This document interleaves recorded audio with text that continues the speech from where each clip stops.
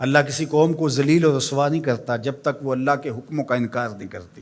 قومیں رسوا اور ذلیل تب ہوتی ہیں جب اللہ کے حکام سے رخ پھیریں اور اعراض کریں، پھر قوموں کو پیس کے رکھ دیا جاتا ہے۔ ماضی کے اندر جو قوموں کو عذاب دیے گئے تھے وہ حصی تھے، اور حضور علیہ الصلوۃ والسلام کے بعد جو عذاب آتے ہیں وہ حصی نہیں ہیں، وہ معنوی ہیں۔ ماضی کے اندر جو قوموں کو عذاب دیے گئے، ان پہ پتھر اترے، ان کے اوپر چوہوں کا عذاب آیا، ان کے اوپر مینڈکوں کے عذاب آئے، طوفان آئے، ڈبو دیے گئے، ان کی شکلیں مسخ کر دی گئی، خنزیر اور بندر بنا دیا گیا، مختلف صورتوں میں تبدیل کر دیا گیا۔ لیکن اس امت میں ایسا نہیں ہوگا، مسخ حقیقی نہیں ہوگا، مانوی مسخ ہوگا۔ مطلب کیا کہ حقیقی مسخ تو یہ ہے چہرے بدل جائیں، مانوی مسخ ہے چہرے نہ بدل جائیں، سوچ غلط ہو جائے۔ یہ ہے مسخ مانوی، اندر بدل جائے، اور وہ عذاب مانوی ہوگا، اور اس عذاب مانوی کی صورت تشتت ہے، افتراق ہے۔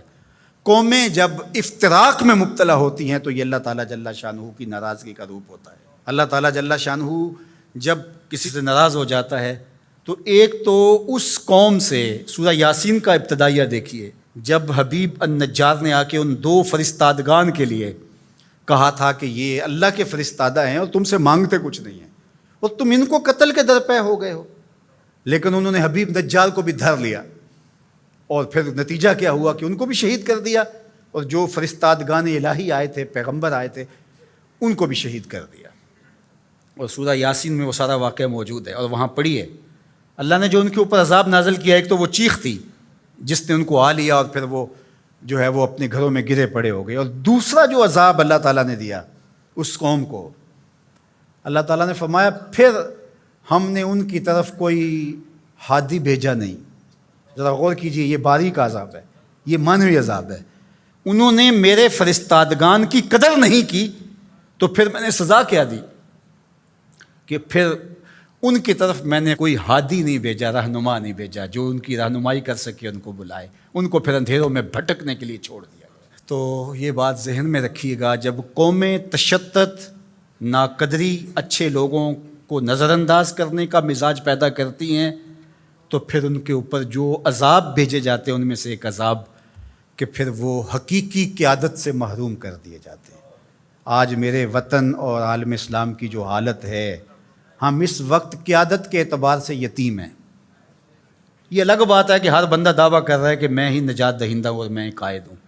مذہبی لوگ بھی، سیاسی لوگ بھی، سب کہتے ہیں کہ میرے بغیر تو چرخ کا پہیہ ہی نہیں گھوم سکتا، میں ہی سب کچھ۔ لیکن حقیقی طور پہ اگر دیکھیں تو یہ امت بے امام ہے۔ اس وقت ہمارے پاس قیادت کا فقدان ہے، اگرچہ قائدین کی بہتات ہے، لیکن قیادت، حقیقی قیادت جو درد امت کا مداوع کر سکتی ہو، جو ضرورت کی کفیل ہو، وہ قیادت آج ہمارے پاس نہیں ہے۔ اقبال نے بھی کہا تھا، اٹھانا پھر کوئی رومی عجم کے لالہ زاروں میں، وہی آب و گل ایراں، وہی تبریز ہے ساقی۔ اور دوسرے مقام پہ یہاں کے حالات کا، چمن میں رخت گل شبنم سے تر ہے، سمن ہے، سبزہ ہے، باد سحر ہے، مگر ہنگامہ ہو سکتا نہیں گرم، یہاں کا لالہ بے سوز جگر ہے۔ یہ سزائیں ہوتی ہیں قوموں کو کہ ان کے اندر پھر حقیقی قیادت کو اٹھا لیا جاتا ہے، پھر قوم بھٹکنے کے لیے چھوڑ جاتے ہیں، پھر مختلف جتھوں کے ہتھے چڑھ جاتی ہے، اور آج جو ہے ہمارے ساتھ ہو رہا ہے وہ کسی سے مخفی نہیں ہے۔